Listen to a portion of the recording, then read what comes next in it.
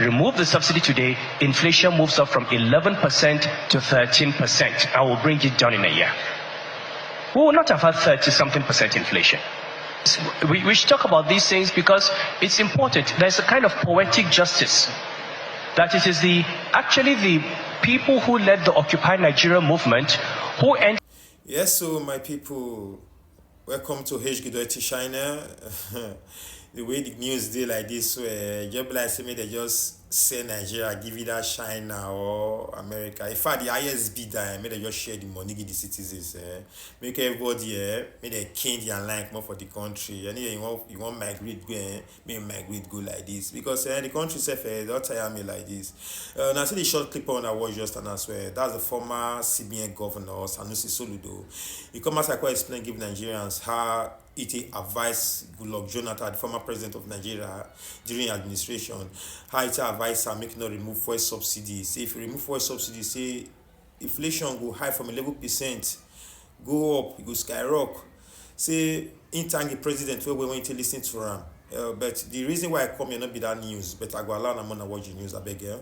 The reason why I come now because of the 25% incoming tax when they won't impose us from next year. I bet which people they advise our president but not advise that man well now because me what go up me what not Apple for Bangladesh have been now here Kenya them what the Apple for Cameroon may not go Apple for Nigeria now not they using our brain they advise the president for now borrow money for IMF World Bank anywhere finish now fix and the citizens now want to pay.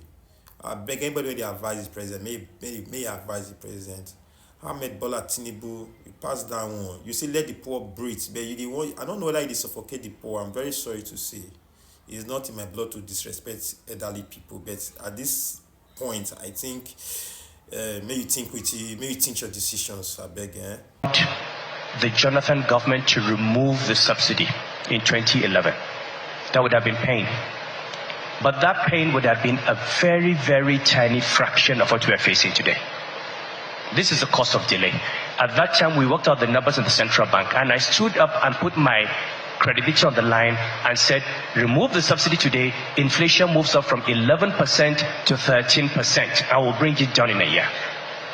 We will not have had 30-something% inflation. We should talk about these things because it's important. There's a kind of poetic justice that it is actually the people who led the Occupy Nigeria movement who ended up seeing the problem, inheriting the problem, and having to do it. I remember calling one of my friends at that time and saying, look, one of my closest friends, saying, you know that what we're doing is right.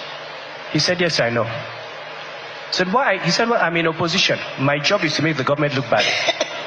You are the governor of Central Bank. You go and defend your government. Just politics. The only reason the government compromised at that time, maybe we should know this, the only reason the government compromised and did 50% not 100% was Boko Haram.